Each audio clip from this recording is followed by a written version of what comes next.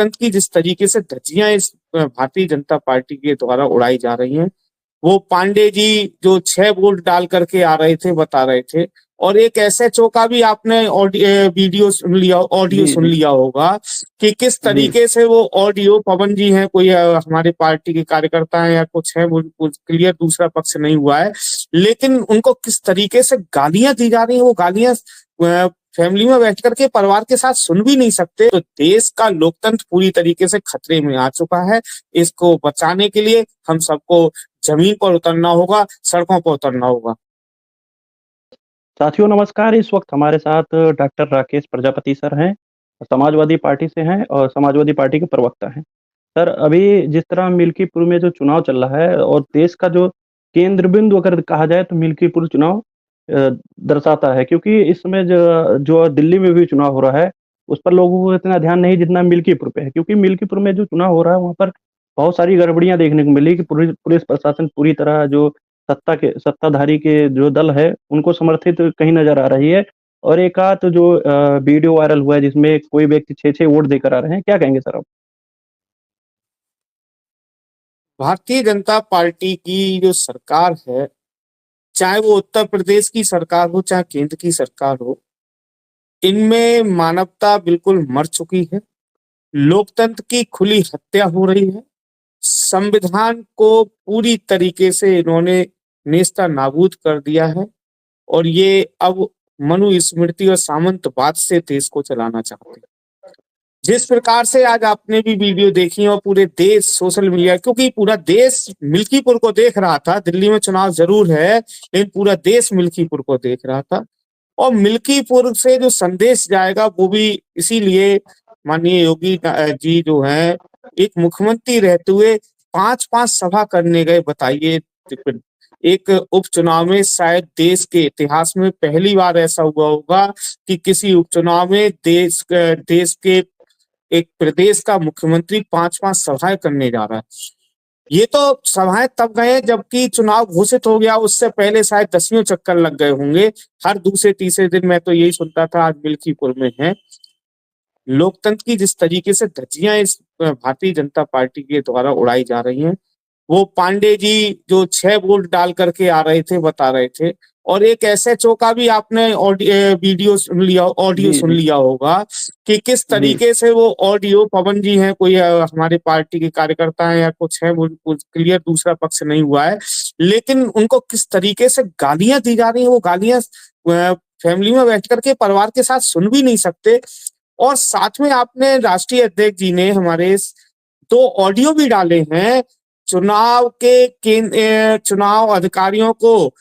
पैसे में एक जी विवेक जी बताना चाहता हूँ, इतनी शर्महीन सरकार है, इन्हें कितना भी कह लो कोई शर्म नहीं पड़ती है। कभी भी इस देश के अंदर किसी भी व्यक्ति को जाति धर्म के आधार पर बीएलओ से नहीं हटाया गया। देश के इतिहास में पहली बार ऐसा हुआ है कि बीएलओ को जाति और धर्म और मजहब के आधार पर हटाया गया।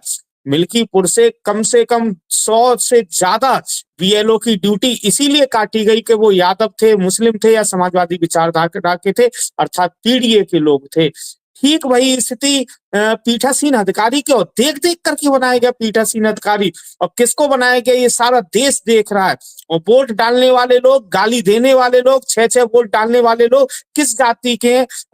और प्रदेश कार्यालय से इनका एक व्यक्ति को बिठाया गया था, वो हर पीठासीन से पूछ रहा था कि टारगेट पूरा हो गया, नहीं हो गया, कितने % हो गया, 90% हो गया, 95% हो गया। एक 36 और 48 की बात समझ में नहीं आ रही है। क्या कोड वर्ड दिया गया था कि 36 आप 36 वाले थे या 48 वाले थे। इस कोड वर्ड को डिकोड करे हो जाएगा, डिकोड जल्दी डिकोड हो जाएगा।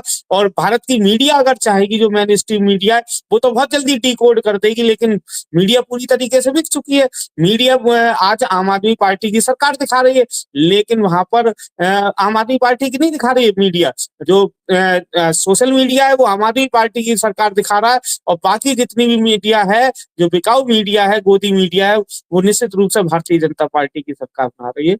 विवेक जी, बस मैं इतना कहना चाहता हूं कि इस लोकतंत्र को बचाने का समय आ गया है और लोगों को जमीन पर उतरना होगा, लोगों को सड़कों पर उतरना होगा, वरना ये पूरी तरीके से देश को मनुस्मृति और सामंतवादी व्यवस्था की ओर ले जाना चाहते हैं। सर, जिस तरह चुनाव आयोग का रवैया है, अखिलेश यादव बार-बार उनके जो पेज है और उनका जो हैंडल है, उससे बार-बार ये पोस्टें की जा रही हैं कि चुनाव आयोग इस पर संज्ञान ले। बहुत जगह से ईवीएम की भी गड़बड़ियाँ सामने आई कि वहाँ के जो बीएलओ वगैरह हैं, वो बहुत सारे लोग वहाँ पर मिले हुए हैं। पीठासीन अधिकारियों पर आरोप लगा रहे हैं। फिर भी चुनाव आयोग इसको संज्ञान नहीं ले रहा, क्या कहेंगे? माननीय राष्ट्रीय अध्यक्ष जी ने भी पहले भी कहा था कि चुनाव आयोग, राजीव कुमार जी जो हैं, वो पूरी तरीके से भारतीय जनता पार्टी के एक एजेंट की तरह कार्य करते हैं, डीएम एजेंट की तरह कार्य करते हैं, एसएसपी एजेंट की तरह कार्य करते हैं, एसएचओ एजेंट की तरह कार्य करते हैं, दरोगा एसएचओ जो है एजेंट की तरह कार्य करते हैं। यहाँ तक कि मैंने अभी थोड़ी देर पहले भी बताया था कि जो पीठासीन अधिकारी बताए गए थे, वो विशेष रूप से ये ध्यान में रख करके बनाए गए थे कि कहीं कोई पीडीए परिवार का व्यक्ति ना बन जाए। पीडीए के व्यक्तियों को मैं पूरा आरोप लगा रहा हूँ, भारतीय जनता पार्टी को पूरी तरीके से आरोप लगा रहा हूँ।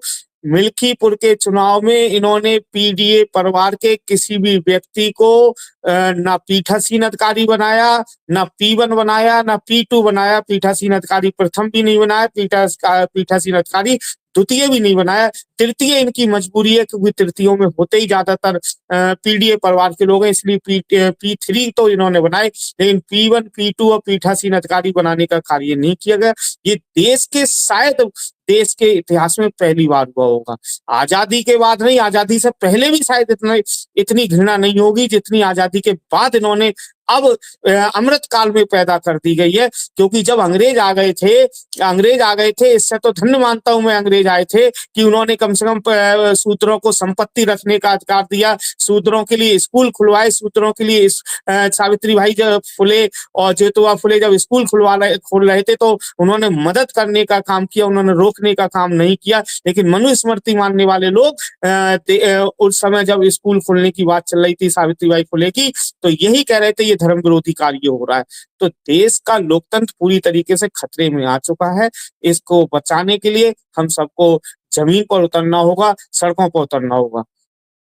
बहुत-बहुत धन्यवाद सर।